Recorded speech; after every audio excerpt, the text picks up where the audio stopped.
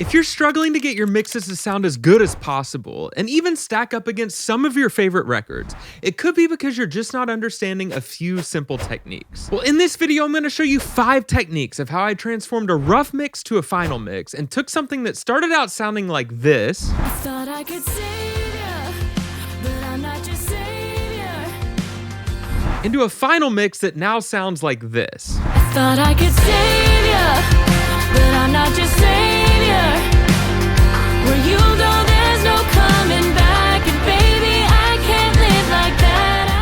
And the best part is you're going to walk away with practical techniques that can instantly be applied to your next track or mix to get better results. Well, if you're new to the channel, thanks so much for stopping by. My name's Christian Hale. I'm a Billboard charting producer-songwriter right here in Nashville, Tennessee. In addition to my music being streamed hundreds of millions of times, it's also been licensed for TV and film by many of the world's leading brands and networks. And on this channel, I'm here to help you do 2 things: make better music and make more money from your music. I do want to let you know that I have a couple of free resources, including a vocal mixing cheat sheet that goes along with today's video. So go ahead and check out the links down in the description below to grab those. But without any further ado, let's get into this video so you can start leveling up your mixes. So as you can hear a little bit from the song preview, I'm pretty happy with how this mix came together, especially from what we started with. This is a song that I didn't write or didn't produce. I was just the mixer on this project, and this song is called Savior by artist Casey Moon. You can go check it out on Spotify, Apple Music, YouTube, wherever you get music. Go give it a listen. But what I want to first do before we get into the 5 techniques is I want to roll a little bit more of the song, and I'm going to go back and forth between the rough mix and the final mix. And I just want you to listen to the differences. Pay attention closely to what you hear, then we'll unpack what the differences are and what the 5 primary techniques I used in this mix were. Let's check this out. Constantly unraveling, warning signs and scaffolding. I saw it as a work in progress. You made a mess of all the best in me. The rest of you is trying to be so selfless, but you can't help it. I thought I could save ya, but I'm not your savior. Where you go, there's no coming back, and baby, I can't live like that. I chased ya, now I need a chaser, 'cause you could never go down smooth, and I'm not going down with you again. I'd rather save myself in the end.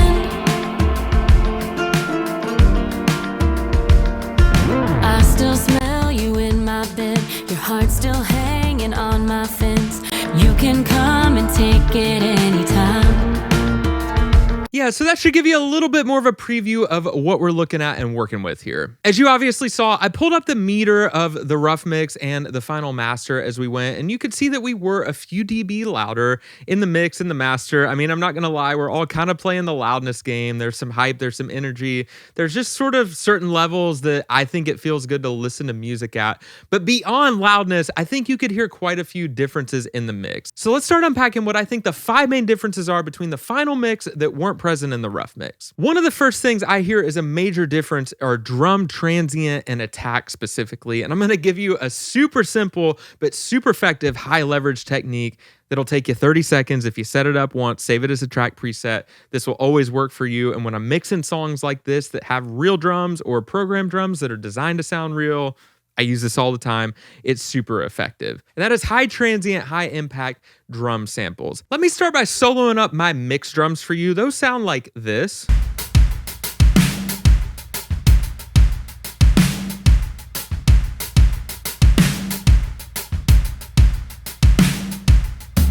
Yeah, those sound really good. I'm happy with those. Like I said, I didn't write or produce this song, but those aren't actually real recorded drums. Those are programmed drums designed to sound real. I think the producer that worked on this did a really good job making those sound real. But now let me show you what those drums came in sounding like before the main majority of my mix moves. There might be a couple plugins on a track by track level I leave on, but this is what, for the most part, the drum sounded like before the moves I made.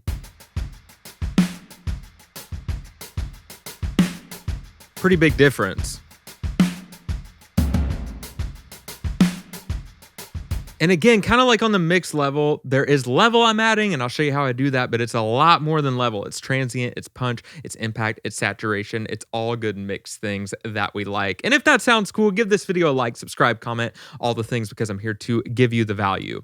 But let me show you what the few things I did were. Here's the big one right here, are these orange tracks. So you can see all the drum tracks are blue right here.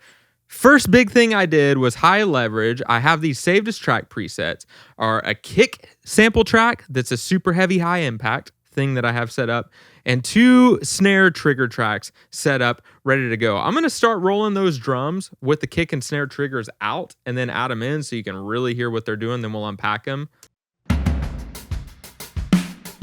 Add them.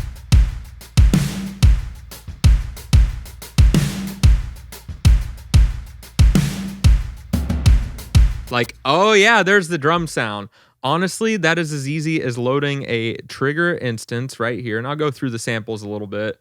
And then just dragging this down here. That's a stereo track, but I split it into mono, drag it down, drag a snare track up, and we have those ready to go. I use those specific kick and snare sounds all the time on country, on worship, on rock, on CCM, like those are my starting points. So let me show you a little bit under the hood of the kick trigger track. I have in my kick trigger preset 1, 2, 3, 4, 5, 6 kicks set up and ready to go. You know, some of them do different things. I'll unmute some of them, but you know, there's a roomier one, this marching one, this living room, and in this case, I just used the unreserved. Super aggressive attacky kick. I did that super aggressive unreserved one because I kept the roomier, the more natural sounding kicks the producer programmed up here.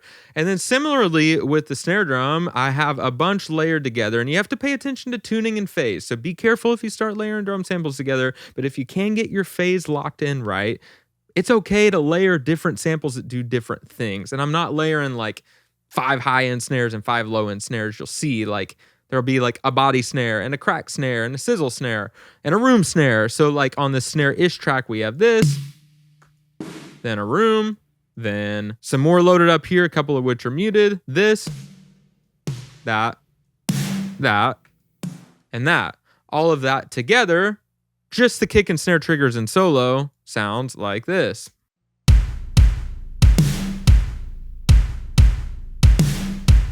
Adding just tons of aggression, transient, punch. If you want a quick and easy way to level up the drums in your productions, like I said, that takes 30 seconds to set up an instance, drag and drop, and all of a sudden it's like, holy cow, we have pretty mixed sounding drums. I did do a couple things to take the drum mix a little bit further, and let me show you what those were. Small one, but a little bit of ear candy is this hat delay track. I sent the main hi-hat to this parallel delay track with Echo Boy, followed up by a little bit of thermal. I like adding thermal decapitator plugins like that after reverbs and delays. I think that's a cool little simple aside you can start doing to make your reverb and delay sound cooler.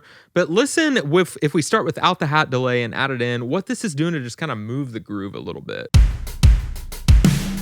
Add it.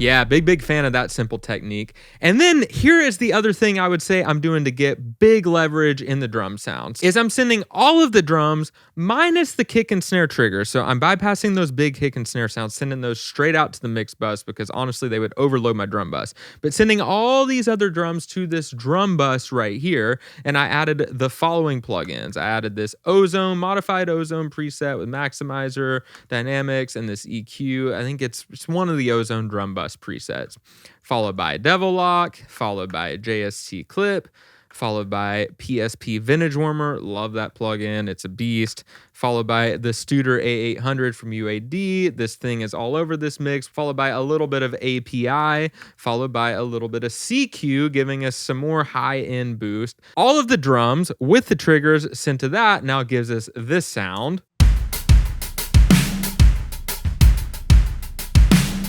A lot of bite and presence.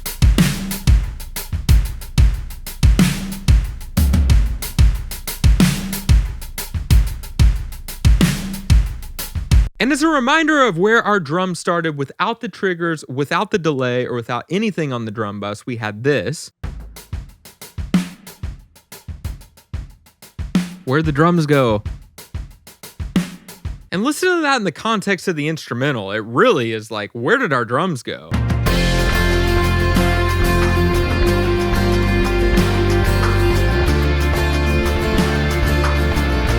Yeah, just no transient, no punch, no impact. And the level is obviously not accounted for, but I think the rough was missing a little bit of that transient punch impact. Reference back to the rough, here's where we started with what I was given. Savior, but I'm not your savior.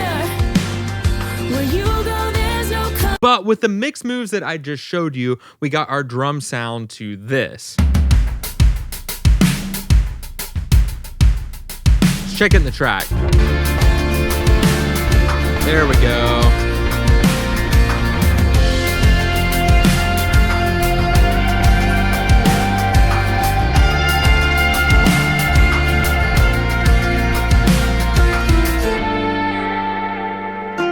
Big fan of how those drums sound. So that's move number 1, kick and snare triggers and a good drum bus. The second thing I did to transform this mix from the rough to the final was saturation and excitement on the track level, not just the mix bus level. Let me start unpacking that on a couple different tracks to show you what I mean. So when I listen to some of my favorite mixes by mixers like Manny, Serban, the top dudes out there, I hear a lot of saturation on a track level, meaning they're just trying to take every single source instrument they possibly can, guitars, keys, synths, ear candy, reverbs, delays, and maximize track by track prior to sending to the mix bus, which is also doing work. But prior to any of that, just get as much life and excitement as humanly possible on the track, on the source instrument level. You know, like even if you just scan through the mix here, you'll see 5, 6, 7 plugins, you know, a bunch of plugins. Just again, at a scan, several plugins on a nylon acoustic there, several plugins on an electric guitar. And what those plugins are doing is just incrementally and systematically adding saturation, adding hype, adding harmonic richness, harmonic information to make the mix sound full, make the mix sound exciting, again, prior to the mix bus. Let me demonstrate this for you on a couple of tracks. The first thing I want to show you are these 3 tracks right here of synth key ear candy. Here's what they sounded like with all my plugins I added bypassed.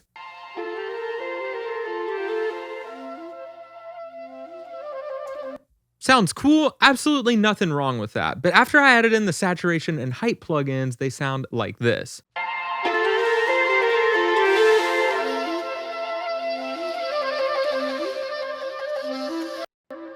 And sure, that's adding a little bit of level, but it's more than level. It's harmonic information, it's harmonic saturation, just making things sound as full and harmonically rich and interesting as possible. And like I said, I think a lot of the top mixers do this better than all the rest of us. I think that's a big thing that makes their mixes sound really good, is the use of saturation, clipping, harmonic richness. Specifically on these keys and synths, I had Decapitator, Greg Wells Piano Centric, OTT, little bit of EQ for some shaping and some imager on this. You know, that's kind of the main thing going on here. Let's go see the same technique applied in a couple other tracks. Then we'll A/B the rough to the final mix, listening with some of this in mind. You know, the acoustic guitar right here, I think, is another example. Let's bypass all the tracks on the acoustic guitar, just this main acoustic in the chorus, and listen to what we started with.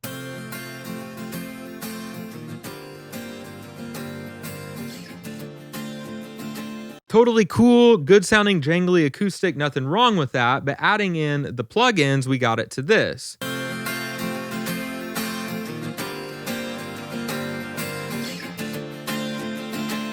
And as far as what the plugins were in this case was a little bit of virtual mix rack with a compressor that may or may not even be compressing. We'll roll it one at a time. A little bit of tone shaping Pro Q, Neutron Exciter doing some heavy lifting, JST Clipper, API 550 doing a little bit of shelving there, and then a Studer A800. That was one of the big things in this song, just giving us more of that tape vibe. So really, I would say half the plugins here, the Studer, the Neutron Exciter, and the JST Clip, are a combination of clipping, saturation. Sure, it's adding level, which we're then backing out, but we're kind of doing that. You're starting to see patterns instrument by instrument. We're adding saturation to every source sound before we get to the mix bus. Let's roll out acoustic and add in those plugins one at a time so you can hear what they're doing. Yeah, not even compressing. Neutron's doing a lot. Clipper's doing a lot.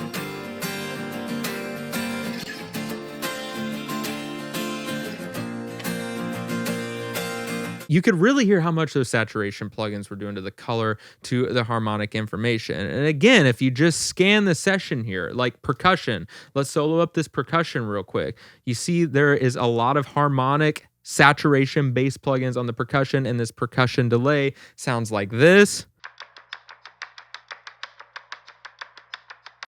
If I bypass all that junk, it sounds like this.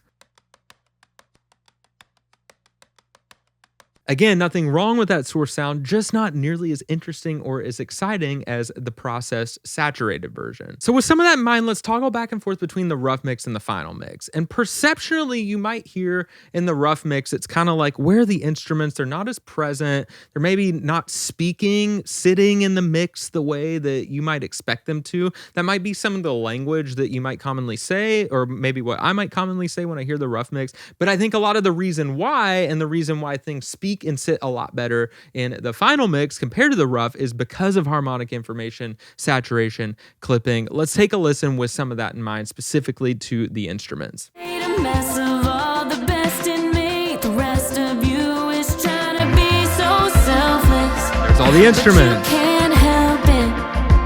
I thought I could save you, but I'm not your savior. Were you And away they go. there's no coming back. Hear how they're all like pushed to the back? That's the power of saturation. Keep listening with that in mind. Baby, I can't live like that. I chase Saturate them. Now I need a chaser. 'Cause you could never go down smooth, and I'm not going down with you again. Yeah, it's like everything just comes forward, but in a really pleasing, musical, not pinched, not over compressed way. So that's move number 2 that you should definitely start playing around with in your own productions and mixes. Saturation, making every source sound, every track as exciting as possible. Move number 3 I made to level up this mix was a good, effective vocal chain. And this is another kind of like the drum samples, high mileage, but if you set it up right, pretty low, quick, like 0 to 60, quick and effective move. Let's do another comparison listen between the rough and the final, and just listen to the difference of everything about how the lead vocal specifically sounds. I could save you, but I'm not your savior. Where you go, There's the no vocal. coming back, and baby, I can't live like that. I chase you. Now it's like pushed to the I back. need a chaser. Yeah, so pretty obvious to hear what's going on there. I would just say, like, generally speaking, not being overly technical, it's like, oh yeah, there's the mixed vocal goodness that like you want to hear. Let me show you how easy it was to pull this off, and I'm going to give you a couple other resources I have out there to dive deep on this. So if you scan down my session here, all of these purple tracks are my lead vocal tracks. I'm a big fan of splitting off lead vocals into verses and choruses to treat them ever so slightly different from section to section, both from an EQ and tone perspective as well as a reverb and delay perspective. But you see, I have all of these lead vocals here, then feeding this lead vocal aux. If you want to go plugin by plugin on what's going on, get that vocal mixing cheat sheet, as well as click on the vocal production series down in the description below. I dive deep on my vocal chain in those videos I have linked down below, so you can see them plugin by plugin, all my reverb settings, all my delay settings, and spoiler alert, this is pretty much the exact same vocal chain, maybe slightly modified to the song 1 year later, even though it's a female vocal, and on that video series, it is a male vocal that I'm demonstrating on. You can actually purchase this exact vocal chain in 5 DAWs. There's lots of resources out there for you to go deep on this. So I'm not going to deep dive on that vocal chain, but just know that this is the same thing I pretty much use on male, female, whole bunch of different genres, whole bunch of different styles, and it just works. Let me show you how easy it is to use. So when I mixed this song, I was given the dry vocals like you might commonly expect to get from a producer when you're doing a mix. And those dried vocals, without any mix sauce on them, sounded like this. Thought I'd hold on for one last dance. What's another second chance? Sounds like a pretty well recorded dry vocal. Here's how easy it was to get the vocal 95% mix. Had my vocal chain loaded up, did this, drag, click, drop, and we got to this, one click. Thought I'd hold on for one last dance. What's another second chance? You are. It's pretty much that easy. Maybe made a few EQ moves, sent, different amounts of reverb and delay per section. You could see some 224 reverb send automation, different sends and inserts bypassed and whatnot.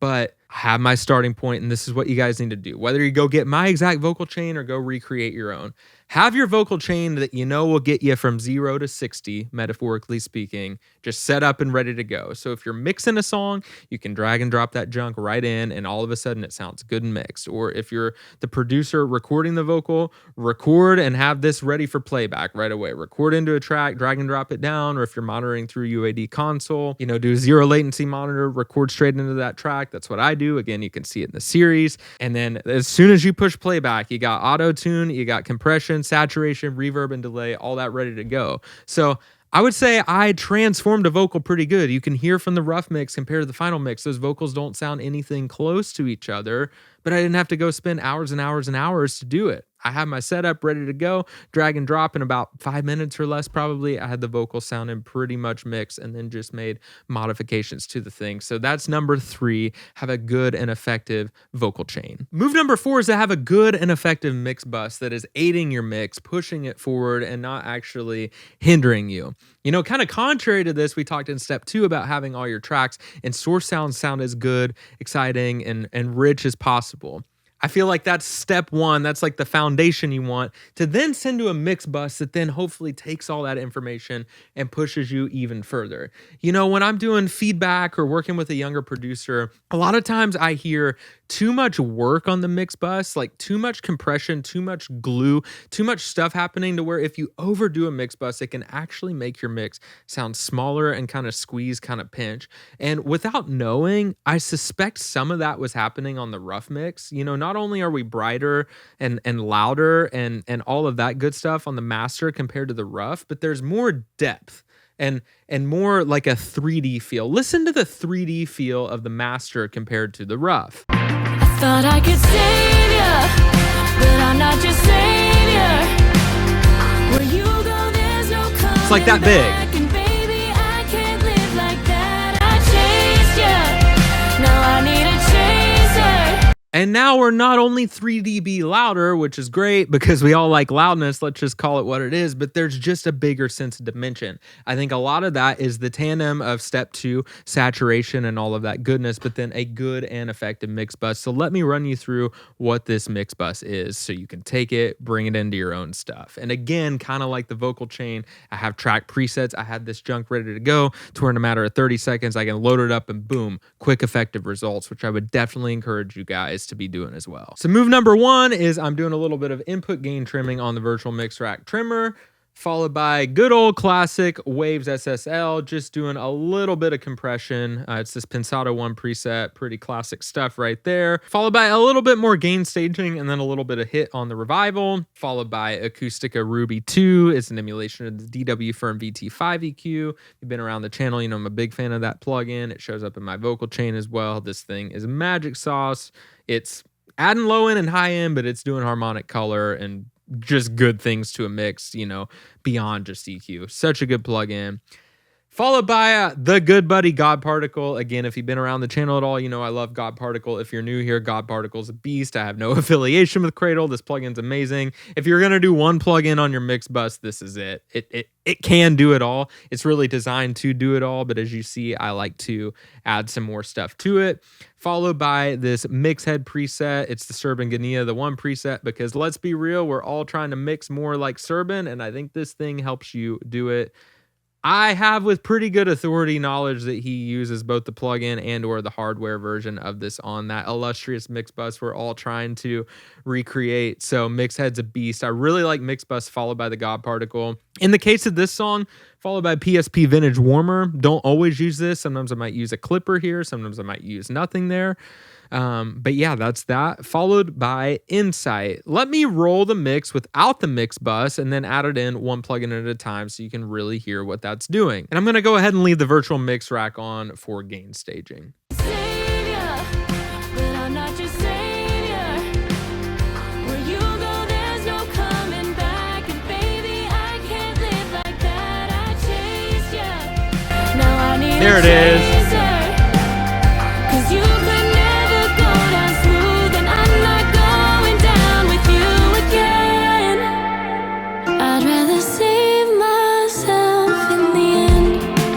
Yeah, so you can really hear how much that mix bus is doing. I talked a little bit about the over squeezed, over compressed thing and how I can almost make your mix feel smaller like even if it might be reading louder on a meter. Let me go hard with this compressor to see if we can't recreate that, kind of what you don't want to do. There's no coming back, and baby, I can't live like that. I chased you. Now I need a Yeah, you see the needles moving like 12 dB and all our low end went away. Like I feel like that rough mix, if we solo that back up, and the rough is bypassing my mix bus, it had some of that going.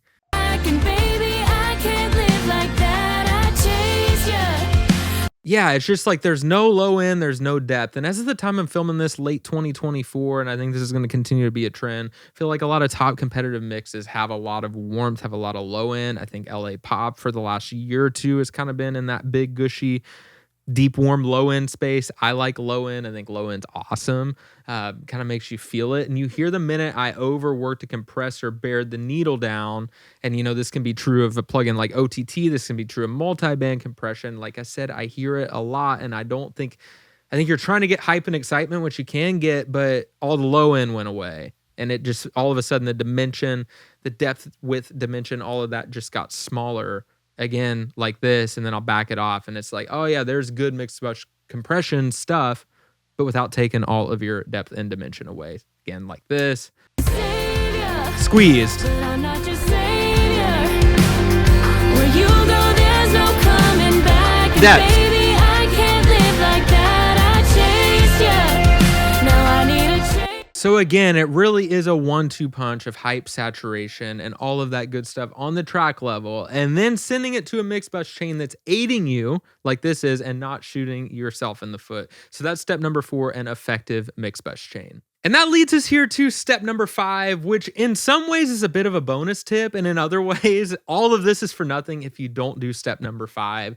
There's mixed thoughts on this out here, but from people that are much smarter than me and having experienced this step both ways, this one is the most important, truly. And that is if you're mixing or not mixing, if you're just producing, writing songs, sending anything from your studio out into the real world, the most important thing is an accurate listening environment that will translate. So as you can kind of see sitting in my studio here, and I've seen comments from some of you guys that have been around the channel that want studio tours. When I do a studio tour, I will show you guys all of this, but I am sitting in a well acoustically treated space, and I do have nice speakers. I'll talk about my speakers in a minute, but the most important piece of my listening environment is my room treatment. And the really good thing is you can have practical and effective room treatment without having to go spend $10, $20, $30,000 or $100,000 building a room from the ground up. Now, for probably a couple $1,000s and a couple days with a couple buddies at Home Depot and building some good absorption, good acoustic treatment, you can take a less than ideal space and make it sound really good. You know, I'm working in a room over my detached garage. It's a 20 by 14 room, so 20 this way, 14 this way. My ceilings are 8 feet up here. And this wasn't some custom designed studio space, but I brought in an acoustician, a studio builder after the fact, and for a few $1,000s of his expertise and having his team do panels, do acoustic treatment, I would say I have the basics, and the basics give me full confidence and full trust to know that what I'm hearing through my speakers will translate to the real world. I would say if you're working in a less than ideal acoustic environment, it would almost be like mixing through an Instagram filter, or rather editing through an Instagram filter, where if you're editing a photo with 5 Instagram filters on, you can make it look really good on your phone. But then if you sent me a text of that same picture and I didn't have the 5 Instagram filters you were editing through, it would be like, dude, like, you know, it's way too blue or way too red, whatever. The filter, the clarity, the whole picture would be off. And it's so parallel to being in a less than ideal recording, mixing environment as well. So the main things you want to do, and you want to put your love in bass trapping, first reflection. So that's a cloud. And so cloud is your first reflection directly above you, as well as straight off your left, straight off your right, and behind you. Everything that sound is going to reflect off first. You want to, generally speaking, and I'm not the smartest person on this, but I figured it out.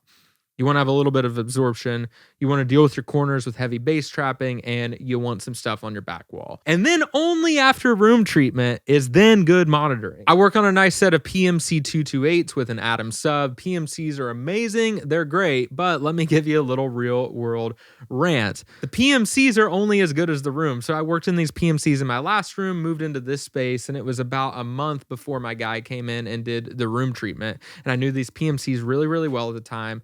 Had to work on a couple mixes, set them up with no treatment in this room, and they literally sounded unrecognizable. My mixes that I had tried to do sounded like absolute trash, didn't translate at all.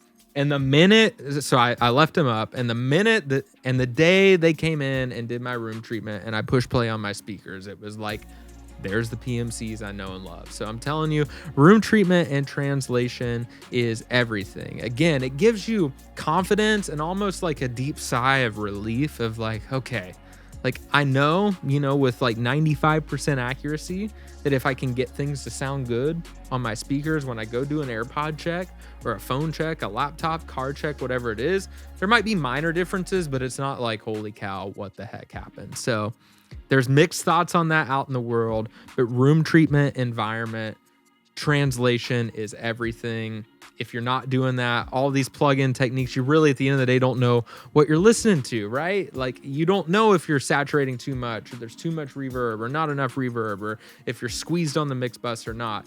Really the goal of room treatment is you have it up so you can just trust your gut feel and then work quickly, work without thinking about it. And those were the 5 techniques I used to transform this rough mix. But beyond what I did, I think these are 5 techniques that you can start applying into your own mixes, productions, and songs that you're working on to start making things sound better, making your mixes sound as good as you hope they would. If this video brought you value, again, it would mean the world if you gave it a like, subscribe to the channel, ring that notification bell, and drop me a comment down below. Let me know what the most helpful part of this video was. I'm just like so many of you guys sitting in my studio every day, just trying to get a little bit better at the craft of mixing, production, songwriting, music making, getting smarter at the business. This is a daily grind, so keep up the good work. You got this. Here's to making better music. Here's to making our mixes sound just a little bit better, and we'll see you back here on the channel real soon.